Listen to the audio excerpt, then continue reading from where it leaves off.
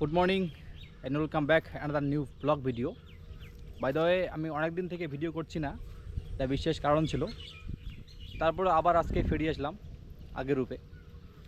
তো আজকে একটা অন্য রকমের ভিডিও হচ্ছে, সেটা হচ্ছে আমার বাইক সম্পর্কে আমি আজকে রিভিউ দিতে চলেছি। তো সর্বপ্রথম আমি আপনাদেরকে দেখাই যে আমার কি বাইক, এবং বাইকটা একটু সিনেম্যাটিক ভিউ আপনারা এনজয় করুন। তারপর আপনাদেরকে বিস্তারিত নিয়ে আসছি।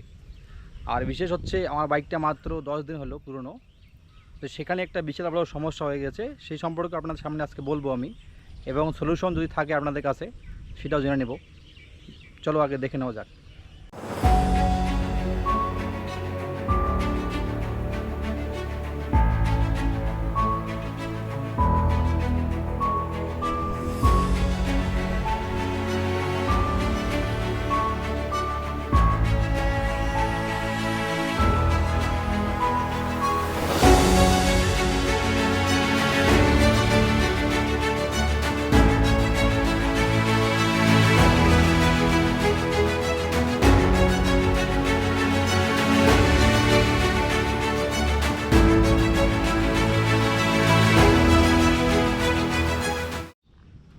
তো এই হচ্ছে বাইকটি ওভারঅল লুক। আর আপনাদেরকে আমি অন করে দেখাই, বাইকটা এরকম একটা লুক আসবে। এটা নেভিগেশন আসবে এখানে, আর তারপর টাইম দেখা যাচ্ছে, ওডোমিটার, অ্যানালগ স্পিডোমিটার, রয়েছে স্টার্ট কি, এটা হ্যাজার্ড লাইট, তো বন্ধ করে রাখলাম। আর এই দিকে দেখা যাচ্ছে একটা চার্জার পয়েন্ট, এই যে এখান থেকে দেখা যাচ্ছে কি, এই হচ্ছে বাইকের চার্জার পয়েন্ট। তো বাইকটার বিল কোয়ালিটি কিন্তু পুরোটাই মেটাল দিয়ে তৈরি, এটাতেও মানে বেশিরভাগ জায়গাটাতেই মেটাল ইউজ করা হয়েছে এখানে। আর শুধু একটা জায়গায় প্লাস্টিক, সেটা হচ্ছে এই জায়গাটা, বাকি সব জায়গায় এখানে পুরো মেটাল দিয়ে তৈরি। এর বিল কোয়ালিটি একদম হেভি, 192 কেজি পুরোটাই ওজন। এই বাইকটা হচ্ছে স্টিলথ ম্যাট ব্ল্যাক, যার লুকটা আপনারা একবার দেখুন, যে একদম প্রিমিয়াম লুক দেখা যাচ্ছে একদম। আর সামনের দিকটা আপনাদেরকে দেখাই, পুরোটাই এখন এলইডি। দূর থেকে দেখতে গেলে এই বাইকটার ফিউল ট্যাঙ্কটা কিন্তু খুবই অ্যাট্রাকটিভ লাগে, এরকম ফিউল ট্যাঙ্ক।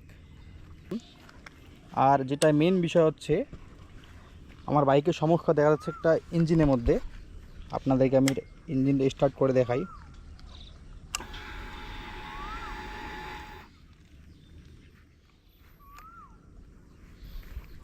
বাইকটা সর্বদা নিউট্রাল করতে হবে, নিউট্রাল চলে যাচ্ছে সিম্বল। এরকম একটা ইঞ্জিনের সাউন্ডটাও আপনাদেরকে আমি শোনাচ্ছি।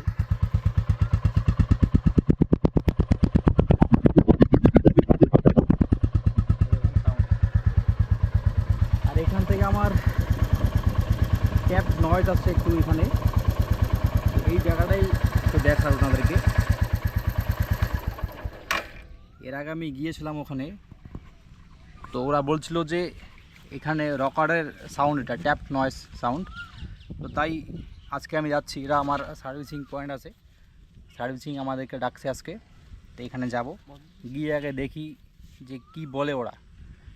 তো আমার কাছে তো ওরা 1000 টাকা চাইছিল, কিন্তু আমি বলেছিলাম যে এটা যেহেতু ব্রেকিং পিরিয়ড, তাই 1000 টাকা আমি কেন দেবো, এটাই বলছিলাম। তো ওরা বলছিল যে ঠিক আছে নিয়ে আসো, আমরা দেখছি বিষয়টা। তো আমারও এটাই বিষয় যে এটা তো ম্যানুফ্যাকচারিং ডিফেক্ট থাকতে পারে, তাই বলে আমাকে টাকা কেন দিতে হবে।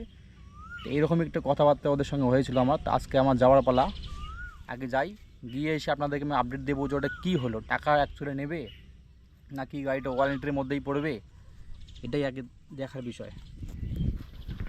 তো ঠিক আছে, ভালো থাকবেন, সুস্থ থাকবেন, দেখা হচ্ছে নেক্সট ভিডিওতে। টাটা।